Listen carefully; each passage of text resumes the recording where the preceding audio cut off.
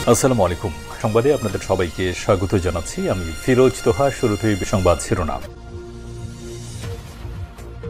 বাংলাদেশের সর্বশেষ গুরুত্বপূর্ণ আপডেট সংবাদে আপনাকে স্বাগত। শুরুতে সংবাদ শিরোনাম, পরে বিস্তারিত। শুরুতে জানাবো, মার্কিন শুল্ক নিয়ে ৪৮ ঘন্টার মধ্যে ট্রাম্পকে চিঠি দেবেন ডক্টর মোহাম্মদ ইউনূস। মার্কিন যুক্তরাষ্ট্রের নতুন শুল্ক নীতির পরিপ্রেক্ষিতে দেশটিকে দুটো চিঠি দেওয়ার সিদ্ধান্ত নিয়েছে বাংলাদেশ সরকার। আগামী ৪৮ ঘন্টার মধ্যে এই চিঠি পাঠানো হবে। এরপর জানাবো, এসএসএফ-এর সাবেক মহাপরিচালকের ব্যাংক হিসাব জব্দ। অনিয়ম এবং দুর্নীতির অভিযোগে স্পেশাল সিকিউরিটি ফোর্স এসএসএফ-এর সাবেক মহাপরিচালক মোহাম্মদ মুজিবুর রহমান এবং তার স্ত্রী তাসরিন মুজিবের নামে থাকা ৩৪টি ব্যাংক হিসাব জব্দ করা হয়েছে। এছাড়াও ঢাকা মহানগরে দুটি ফ্ল্যাট, একটি প্লট সহ ৬৯.৭৯% জমি ক্রয়ের আদেশ দিয়েছে আদালত। এদিকে মানিকগঞ্জের সিংগাইরে মদ্যপ অবস্থায় থানায় ঢুকে পুলিশের সঙ্গে খারাপ আচরণ করার ঘটনায় দুই যুবদল নেতাকে বহিষ্কার। মানিকগঞ্জের সিংগাইরে থানায় ঢুকে পুলিশকে গালাগালি এবং হত্যার হুমকি দেওয়া সহ বিভিন্ন অপরাধের ঘটনায় যুবদলের দুই নেতাকে দল থেকে বহিষ্কার করা হয়েছে। আজ যুবদলের কেন্দ্রীয় কমিটির সহদপ্তর সম্পাদক মিনহাজুল ইসলাম ভূঁইয়ার স্বাক্ষরিত এক প্রেস বিজ্ঞপ্তিতে এই তথ্য নিশ্চিত করা হয়েছে। এবারে জানাবো, মাদক কিনতে গিয়ে গণধোলাই খেল দুই পুলিশ কনস্টেবল। টাঙ্গাইলের দেলদুয়ারে ইয়াবা কিনতে গিয়ে কালিহাতী সার্কেল এএসপির দেহরক্ষী পুলিশ কনস্টেবল ফরহাদ ওরফে সানি এবং কনস্টেবল নাদের খানকে গণধোলাই দিয়ে পুলিশে সোপর্দ করেছে এলাকাবাসী। এদিকে রাজনীতিতে অপ্রাসঙ্গিক হয়ে পড়েছে জাতীয় পার্টি। ভবিষ্যৎ নিয়ে সন্দিহান বিশ্লেষকদের। জুলাই আন্দোলনে হাসিনা সরকার আর তার দল আওয়ামী লীগের কপালে শুধু পড়েনি, তাদের জোটসঙ্গী জাতীয় পার্টির কপালেও দুঃখ আছে। তাদের ঠেলে দিয়েছে খাদের কিনারে। বছরের পর বছর স্বৈরাচারকে সহায়তা করার কারণে তাদের উপরও মানুষের আস্থা উঠে গেছে। এবং সর্বশেষ জানাবো, ইতালিতে স্কলারশিপে পড়াশোনার সুযোগ, প্রতি শিক্ষাবর্ষে মিলবে ৮,০০০ ইউরো। উচ্চশিক্ষার জন্য শিক্ষার্থীদের প্রথম পছন্দের তালিকায় থেকে ইউরোপ আমেরিকার দেশগুলো। এসবের মধ্যে ইতালি অনেকের কাছেই স্বপ্নের।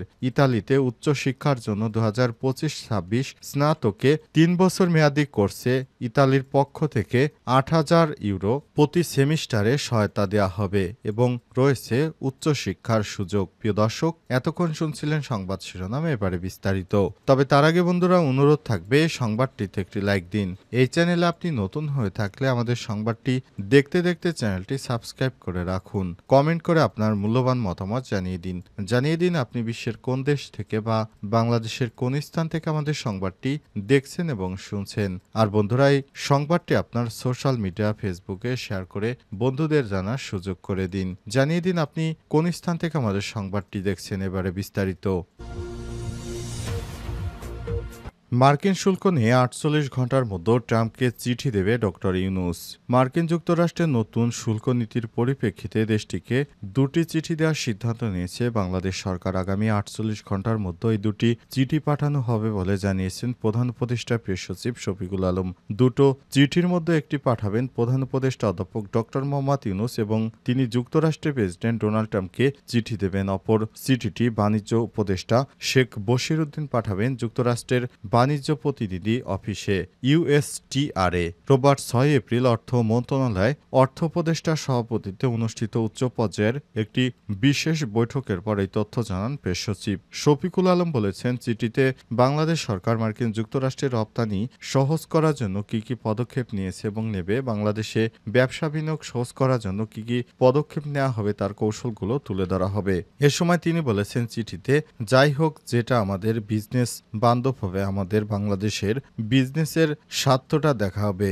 বাংলাদেশের সঙ্গে কম্পিটিটিভ যেসব কান্ট্রি রয়েছে তাদের চেয়ে আমরা আরও বিজনেস বান্ধব হব, যাতে করে ইউএস আমাদের সঙ্গে আরও সহজে ব্যবসা বাণিজ্য করতে পারে। এসএসএফের সাবেক মহাপরিচালকের ব্যাংক হিসাব ফ্রিজ।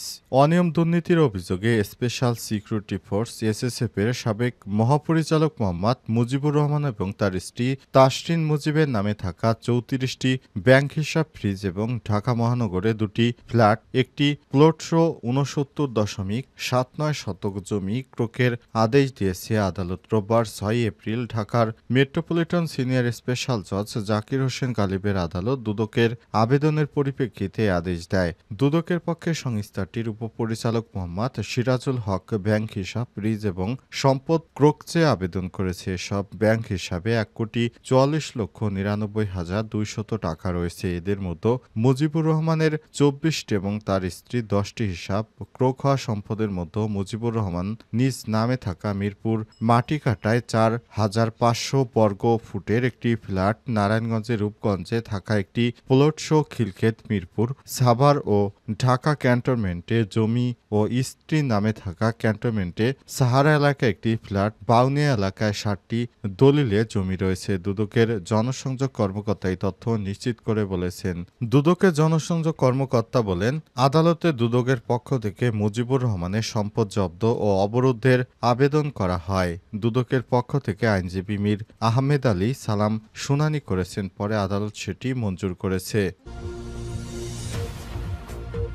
সিংগাইরে মদ্যপ অবস্থায় থানায় অসদাচরণের ঘটনায় ২ যুবদল নেতাকে বহিষ্কার করল বিএনপি। মানিকগঞ্জের সিংগাইরে থানায় মদ্যপ অবস্থায় অসদাচরণের ঘটনায় যুবদলের ২ জন নেতাকে দল থেকে বহিষ্কার করা হয়েছে। রোববার ৬ এপ্রিল বিকেলে যুবদলের কেন্দ্রীয় কমিটির সহদপ্তর সম্পাদক মিনহাজুল ইসলাম ভূঁইয়ার স্বাক্ষরিত এক প্রেস বিজ্ঞপ্তিতে এই তথ্য নিশ্চিত করা হয়েছে। প্রেস বিজ্ঞপ্তিতে বলা হয়েছে, নৈতিক স্থলনজনিত অপরাধে সুনির্দিষ্ট অভিযোগের প্রেক্ষিতে সিংগাইর পৌর যুবদলের সদস্য সচিব শফিকুল ইসলাম ওরফে জীবন ৪৫ এবং পৌরসভার ৭ নম্বর ওয়ার্ডের যুবদলের সদস্য শফিকুল ইসলাম ২৬কে প্রাথমিক সদস্য পদসহ সমস্ত পদ থেকে বহিষ্কার করা হয়েছে। পাশাপাশি দলীয় সকল পর্যায়ের নেতাকর্মীদের তাদের সঙ্গে সাংগঠনিক সম্পর্ক না রাখার নির্দেশনা দেওয়া হয়েছে। এর আগে শনিবার ৫ এপ্রিল রাত ৯টার দিকে ২ যুবদল নেতা মদ্যপ অবস্থায় সিংগাইর থানায় ঢুকে পুলিশের সঙ্গে খারাপ আচরণ করে। এ সময় তারা থানায় আটক এক আসামিকে ছিনিয়ে নিতে চায়। পরে পুলিশ তাদের আটক করে মামলা দায়েরের পর আদালতে প্রেরণ করেছে। এই ঘটনার বিভিন্ন সংবাদ মাধ্যমে প্রকাশিত হলে বিষয়টি কেন্দ্রীয় যুবদলের নেতৃত্ববৃন্দের নজরে আসে এবং দ্রুত সাংগঠনিক ব্যবস্থা গ্রহণ করা হয়।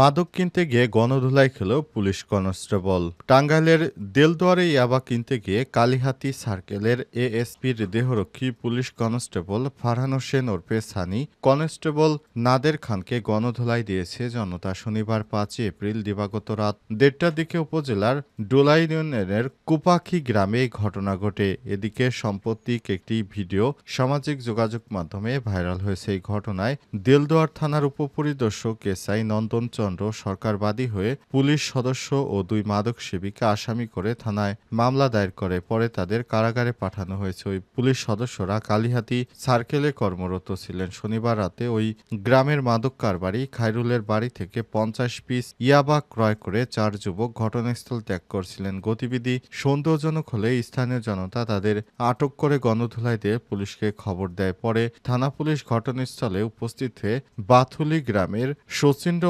চন্দ্র মণ্ডলের পুত্র শুভ মণ্ডল, কালিয়াকোট থানার বড়ইবাড়ি গ্রামের মৃত শওকত খানের ছেলে মোহাম্মদ নাদের খান, একই এলাকার নূর হোসেনের ছেলে মোহাম্মদ ফরহাদ হোসেন সানিকে আটক করে নিয়ে যায় পুলিশ। এ সময় একজন পালিয়ে যায়। বিষয়ে সহকারী police super Kalihati circle Abdullal Imran কোনো মন্তব্য করতে রাজি হননি। টাঙ্গাইল সদর সার্কেলের অতিরিক্ত পুলিশ সুপার এইচ.এম.